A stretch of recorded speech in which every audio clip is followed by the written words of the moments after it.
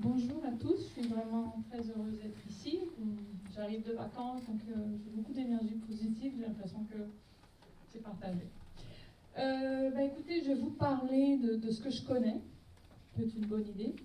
Je vais vous parler de l'intrapreneuriat que j'étudie depuis 2003, essentiellement à travers l'étude de cas réels, soit des cas que je conçois moi-même, des données que je recueille moi-même, soit des cas qui sont disponibles dans la littérature de management. L'étude de ces cas me permet de mettre en lumière des grands principes de fonctionnement et de dysfonctionnement, parce que vous savez que l'intrapreneuriat n'est pas quelque chose de facile, pour ceux qui en savent un petit peu quelque chose. Et également m'a permis de mettre en place des typologies de dispositifs. Donc c'est essentiellement, ça a été l'objet de ma recherche, beaucoup comment on organise l'entrepreneuriat. Alors, qui connaît le mot intrapreneuriat? Qui veut définir l'intrapreneuriat? Bon, ok. Prof une fois pour prof toujours.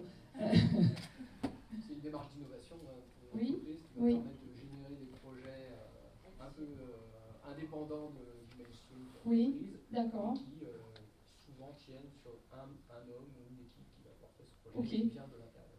Ok, c'est très bien. Je vous donne la note de 16 sur 20. Wow. Okay. Donc, écoutez, vous serez surpris peut-être de savoir que la DGE, le ministère de l'économie, donc la DGE, la Direction générale de l'entreprise, s'intéresse à l'intrapreneuriat, à constituer des groupes de travail auxquels je participe. Et un de ces groupes doit élaborer un label intrapreneuriat qui sera décerné aux entreprises manifestant certaines caractéristiques correspondant à certains critères dits intrapreneuriaux. Donc le groupe de travail, qui est un groupe multidisciplinaire qui travaille depuis plus d'1 an sur le label, a pondu, on va dire le mot, cette définition. Donc vous devriez vous retrouver une démarche par laquelle un ou plusieurs employés, en association avec leur organisation, s'engagent et portent à leur initiative des activités innovantes et créatrices de valeur. D'accord ? Alors, peut-être que la petite distinction, c'est en association avec leur organisation. Donc, c'est pas l'idée. L'entrepreneur, c'est pas quelqu'un qui est un entrepreneur dans une organisation. C'est quelqu'un qui est un entrepreneur avec son organisation. C'est une distinction très importante. Voilà. Pardon ? Ah oui, ça, c'est très très dur. Très, très dur. C'est un combat de chaque instant. Il faut avoir une vocation, en fait. Non ? Il faut avoir une vocation, il faut avoir une vocation. Tout à fait.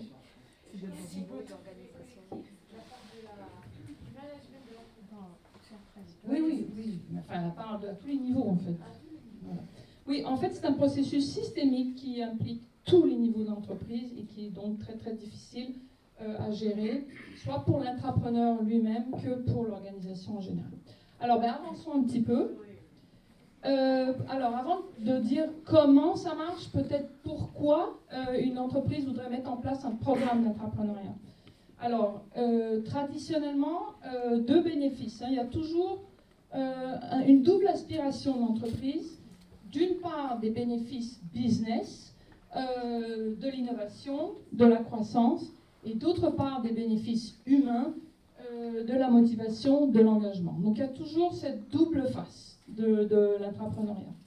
Après, si on analyse bien, ça c'est des éléments qui sont moins mesurés et moins peut-être qui ne sont pas au cœur des objectifs initiaux. Il y a un effet d'apprentissage très important, soit pour l'intrapreneur qu'au niveau collectif. Donc c'est aussi un outil de développement des individus, développement de l'organisation à travers le processus d'apprentissage. Et également, très important, c'est un outil de réduction des temps de cycle, de raccourcissement des temps de cycle, donc d'un meilleur time to market, et donc au final d'une meilleure activité, d'une meilleure agilité. Et ce, d'autant plus maintenant que les intrapreneurs sont quasi systématiquement formés aux méthodes agiles. Donc c'est encore plus vrai maintenant. Ok, donc pourquoi le comment. Donc j'ai identifié 3 briques de base que je vais maintenant vous décrire. Alors la première brique de base, c'est l'engagement fort. Donc l'intrapreneuriat, le fait de s'engager, de mettre en place un programme, c'est essentiellement être à la recherche de cet engagement qui fait tellement défaut, mais qui est nécessaire pour l'atteinte, pour la réussite d'un projet incertain, ambitieux, difficile, etc., etc. Donc, en fait, l'organisation vise avec le programme l'engagement fort de tous les participants. Okay. Comment on obtient cet engagement fort? Tout simplement en donnant la permission. Donc la première chose qu'un programme intrapreneurial fait, c'est donner la permission de s'engager. De dire, engage-toi dans ce en quoi tu crois, dans ce qui t'inspire, dans ce dont tu penses qu'il apporte le plus de valeur pour l'entreprise. Donc il y a un effet de permission.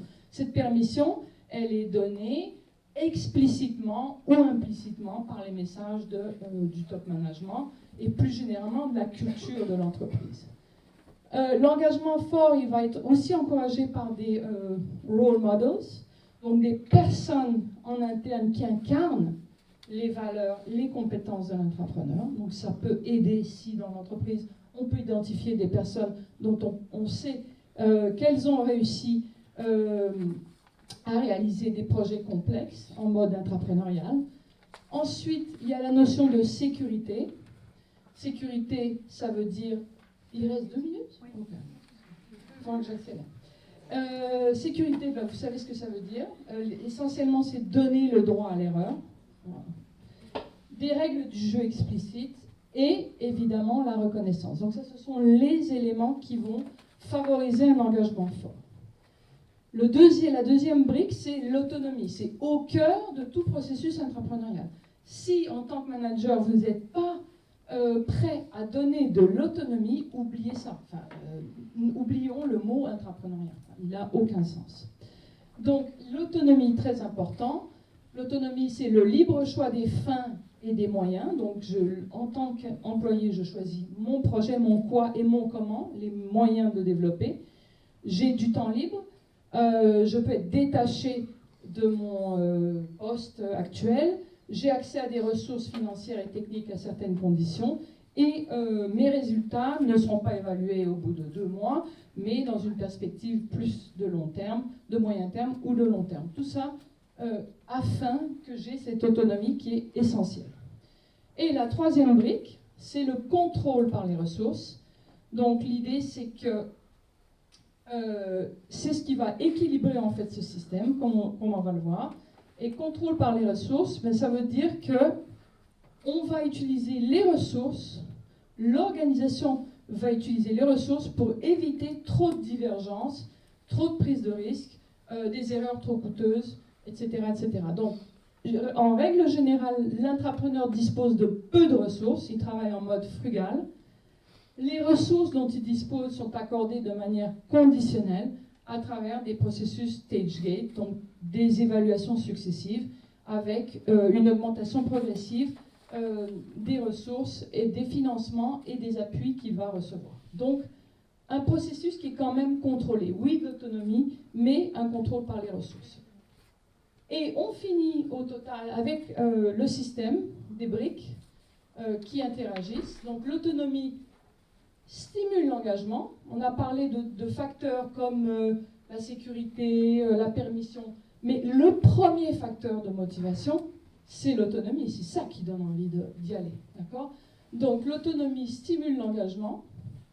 La discipline par les ressources, le fait que les ressources soient accordées de manière conditionnelle, équilibre l'autonomie, puisqu'il suffit de fermer le robinet, en fait, hein, si on n'est pas satisfait, ou si on pense que le projet n'a pas de valeur.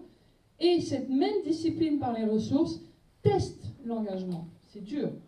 C'est dur de fonctionner, c'est dur d'avancer. D'accord ? Et donc, c'est un test de l'engagement. Et ces 3 briques combinées vont favoriser l'exploration.